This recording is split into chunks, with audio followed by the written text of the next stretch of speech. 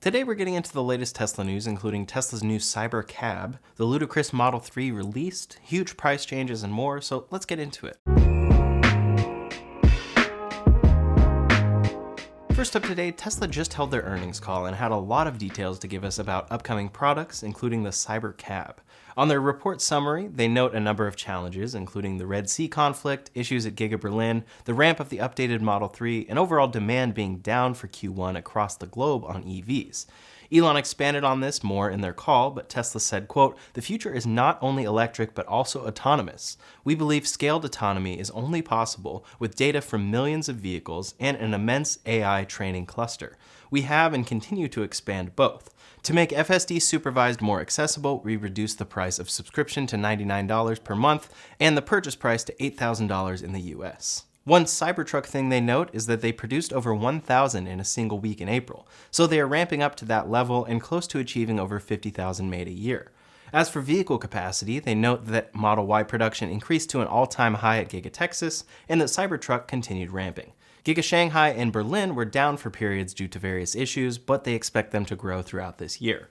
FSD training is growing thanks to version 12, and they show the exponential improvements in collected miles. FSD as a whole is up to 1.25 billion miles collected, and Elon said that they have achieved 300 million miles with V12 alone. As for the future there, it's all about the robotaxi, and they added, "We are currently working on ride-hailing functionality that will be available in the future. We believe the Tesla software experience is best in class across all our products and plan to seamlessly layer ride-hailing into the Tesla app." They even showed off a preview of their ride-hailing service within the app. Whether this is something they're truly working on or just a render remains to be seen. That's very exciting to see, but obviously is contingent on this FSD being fully achieved. For 4680 cells, they continue to be ahead of the Cybertruck's ramp and also expect to achieve cost better than suppliers by the end of the year. One particularly cool photo shared in this report is them squeezing every penny out of vehicle cost, and they show the entire lineup of every piece that goes into the Cybertruck. On the call itself, Elon reiterated the issues they've seen, but specifically gave some very exciting updates for their next-gen vehicle platform. Right now, it still seems like the robotaxi is absolutely their priority, but Tesla's report says we have updated our future vehicle lineup to accelerate the launch of new models ahead of our previously communicated start of production in the second half of 2025. Elon reiterated this and added that it should be able to come by the beginning of 2025, if not late 2024. The big changes here are that the new vehicles will use aspects of the next-gen platform as well as their current platforms. They can be produced on their current lines, so the launch of these vehicles are no longer contingent on new lines or new factories. They can be made on their current lines more efficiently, and this will allow them to get to over 3 million vehicles made annually when current capacity is fully realized. Tesla was asked about this further on the call, and they reiterated this timeline, with Elon further shifting the focus over to autonomy. So this really does seem to be the ultimate goal, but judging on the fact that they can use their current lines, and that they are pushing things to come out as soon as possible, it seems like a backup option is there in the works. That said, the real details here are going to come when Tesla unveils the robotaxi on August 8th, and this was the first time Elon called this the Cyber Cab. That seems to confirm a design somewhat inspired by the Cybertruck. They mentioned, quote, "new vehicles" multiple times, like in the report, saying these new vehicles, including more affordable models, will utilize aspects of the next generation platform as well as aspects of our current platforms, and will be able to be produced on the same manufacturing lines as our current vehicle lineup. So while the Cyber Cab will likely be what they unveil and will become the flagship vision for the future, we could very well see other vehicles come at the same time. Whether those are other-sized robotaxis or other types of vehicles remains to be seen, and Tesla is leaving most of those details for their August 8th unveil. It's definitely this interesting mix-up though. They're being very secretive and not unveiling if they're actually working on a drivable $25,000 car or not. They are working on multiple future vehicles, but are those all related to the robotaxi or not? And Tesla reiterated a lot, multiple people, not just Elon, on this call, that FSD version 12 is really showing them that they are going to achieve this. Elon even said that they will achieve this at Tesla regardless of if he's there or not. He even went as far as to say, if someone doesn't think Tesla will solve autonomy, then I don't think they should be an investor in the company. So this really is core to Tesla. It's not just about vehicle sales going forward. It's about vehicle sales with autonomy to make them grow exponentially. This has kind of been the undercurrent for Tesla for a long time, but they always work their way around when FSD gets delayed. So even if FSD gets delayed here, I am confident that they still have a car that they can make. They mentioned multiple different vehicles on this platform, and yes, if they could ship a fully functional robotaxi by the beginning of 2025, then they would only ship that. And it would be amazing if they achieve that, but if they can't, then they probably can make a drivable version as well. Those accelerated timelines are exciting to see though, and should help with Tesla's growth, since it seems like they're reaching a bit of a peak with the Model Y and Model 3, since people ultimately need cheaper electric vehicles. One other big change came at the end of Tesla's call. Martin Viecha, Tesla's head of investor relations, announced his departure from Tesla after 7 years. So as Tesla is shifting a lot of things around, Martin Viecha, Drew Baglino, and Rohan Patel are all moving on. Next up today, after months of rumors, Tesla has finally released their newest car, the new Performance Model 3. While this will have ludicrous mode, they haven't called it the ludicrous Model 3. Instead, it's simply performance. The main specs are that it brings 0 to 60 in 2.9 seconds, 510 horsepower, and a 163 mile per hour top speed. It's also coming with a 296 mile range, which is noticeably less than the 341 miles on the long range trim. Tesla posted on X detailing everything here, including the performance-tuned chassis, which has same quiet and comfortable cabin, plus bespoke chassis hardware for improved stiffness and higher performance baseline. Their new drive unit brings 22% more continuous power, 32% more peak power, and 16% more peak torque, all with lower energy consumption. It has those forged 20-inch wheels we've seen in testing, better comfort, lower rolling resistance, increased range, and then a number of features which actually leaked a few days before. Track Mode V3, adaptive dampening system, which adjusts to driver and road inputs in real time to optimize ride and handling, while also improving ride comfort, and will receive software updates. A more aerodynamic exterior with 5% reduced drag, 36% lift reduction, and 55% improvement in front and rear lift balance compared to previous Model 3 performance, and those new sport seats. When looking at the feature details on their website, we can see that this redesigned front and rear fascia is exclusive to the performance trim, along with carbon fiber accents inside. They posted this great video of it in action, along with a bunch of great photos. Pretty much everything about this car leaked, but what we didn't know was final specs and pricing.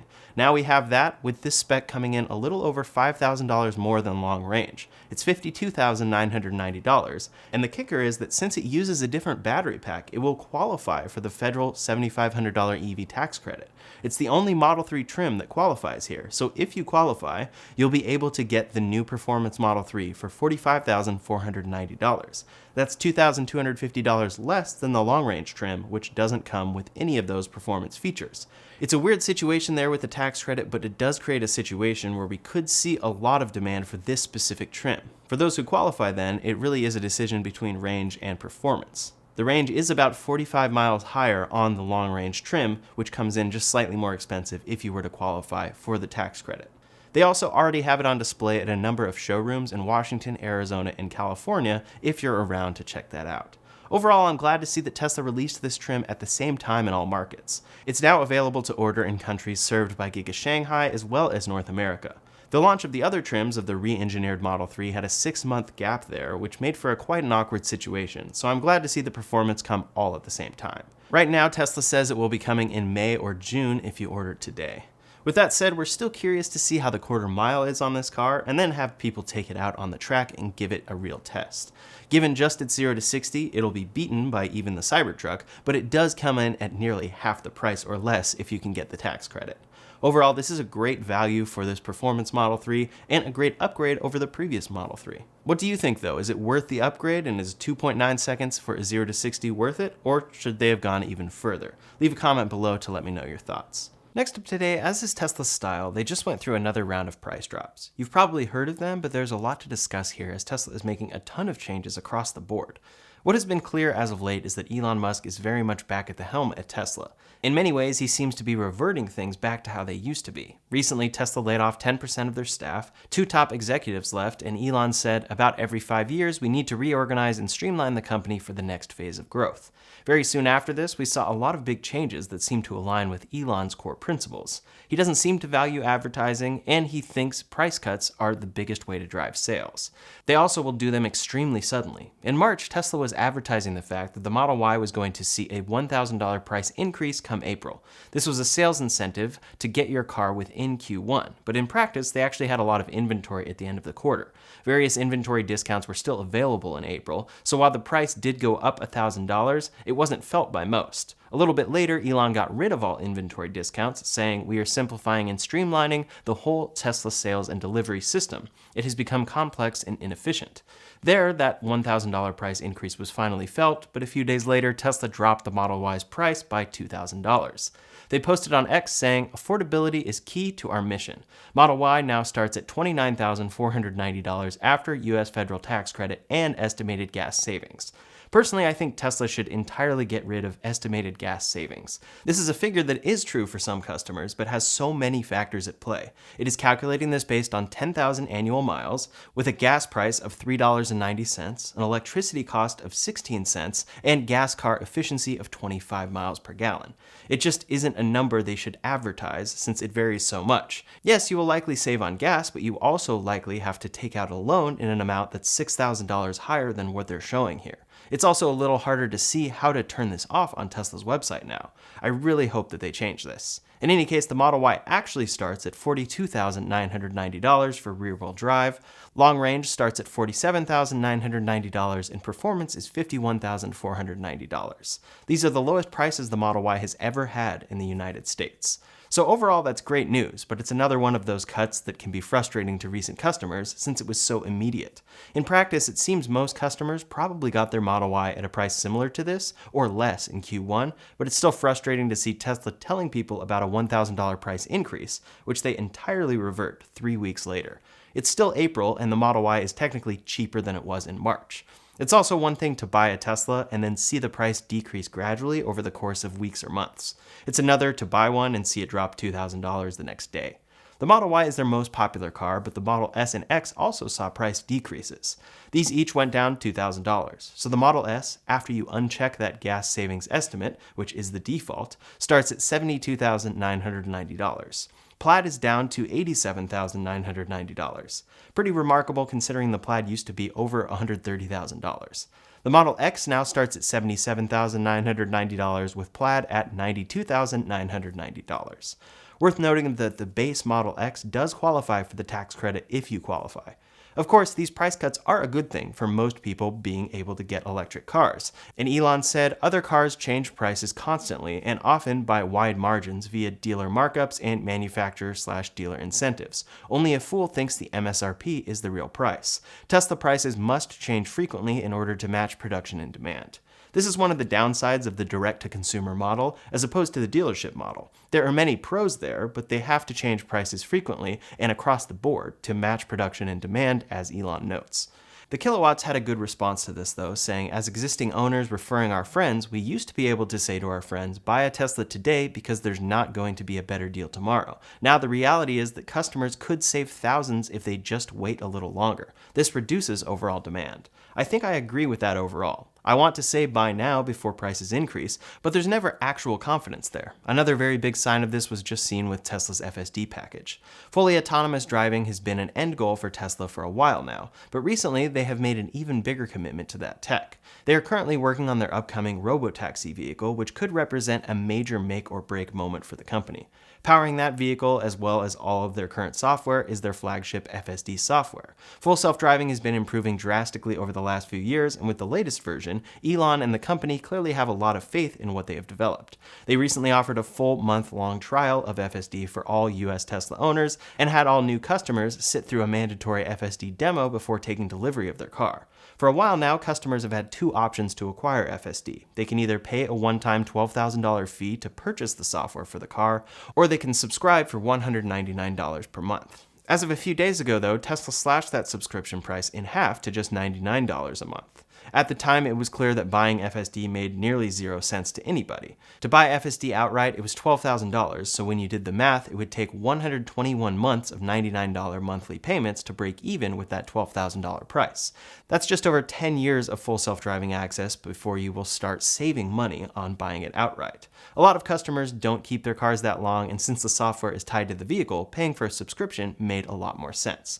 This is of course relying on Tesla not changing the price of the subscription in the future. cheaper. But in response, Tesla has now eliminated the enhanced autopilot option and massively cut the FSD price down to $8,000. This is the lowest price we've seen for FSD in a few years, and it's another one of those incredibly sudden Tesla price cuts that really can frustrate customers. Plenty of customers paid $12,000 in recent months, and plenty paid $15,000 before then. Now FSD is nearly half that price and delivering much more on its promises. Of course, it still isn't there though, and even at $99 a month would take 6.6 years before buying it outright at $8,000 pays off, if the subscription stays the same. That said, it's clear that you can never really rely on much here. You can't rely on Tesla's timelines for delivering actual FSD, you can't rely on Tesla saying the price will keep going up, and you can't rely on what Tesla communicates for price increases. They will change things massively at the drop of a hat. All that really matters is today forward and not much of anything else. It could be argued that even when Elon says the FSD price will continue to rise as the software gets closer to full self-driving capability with regulatory approval, he could be thinking about the long haul. Many would still argue that this $8,000 current price is temporary, and it still will increase over time. It's just a little bit more like playing the stock market than I think it should be. For years now, in all of my Tesla reviews, I have told people that if you aren't a beta tester, FSD is not worth the purchase price. Yes, the latest version is getting much better, but who knows if tomorrow it will be $6,000, or if the subscription will change. The biggest thing of all, though, that would lead me and others to recommending this package is if Tesla allowed transfers. If it takes over 6 years for the cost of buying outright to make sense, and then you lose FSD when you sell the car, it just doesn't make sense for the vast majority of customers. I really hope that Tesla makes that change in the future. In the past, it has been available as a temporary sales incentive, but it makes sense for this software package to be able to transfer to another car from the same company, especially since its self-driving promises haven't actually arrived. Customers stay loyal, and Tesla gets a new sale. In any case, if you are an owner of Enhanced Autopilot, it is now only $2,000 to upgrade to FSD. If you plan to keep your car for a while and want FSD, this could be a great deal. Aside from pricing changes, Tesla is now eliminating the referral program. They posted on X saying, "Our current referral program benefits will end after April 30th in all markets." This was disappointing for many, as this has become pretty popular and is a fun way for people to refer friends, but it looks like it will be coming back in a different form. This iteration lasted just over a year, but Elon clarified new credits would not be earned until we launch a future referral program, which is a few months away. This does make me think it could be even longer than that, given his timelines. That said, back before Tesla made big changes, they basically adjusted prices and had the referral program. That was all. They didn't even advertise, and now we have heard that Tesla has just laid off their entire 40-person US growth and advertising content team. It seems they weren't happy with the strategy they were working with, and Nick Cruz-Patain gave his thoughts, saying, "I'm not going to lie, Tesla could have done a better job with their ads. They were all way too generic and just contained recycled B-roll. So many great aspects to owning a Tesla, they should be highlighted more." To this, Elon said, "Exactly, the ads were far too generic, could have been any car." It seems this is just the start of big changes at Tesla, and we could keep seeing this move around in the next few weeks. Elon is clearly head down at Tesla right now, even canceling plans to visit India. He said, "Unfortunately, very heavy Tesla obligations require that the visit to India be delayed, but I do very much look forward to visiting later this year." We'll see how this all stacks up throughout the next quarter, and if these changes help Tesla get to a much better Q2 than was Q1. That's all the latest Tesla news for today, so in the meantime, if you want to see my full review of the new Model 3 after 2 months of ownership, you can check out that video linked up here or in the description below. Thanks so much for watching, and I'll see you on the next one.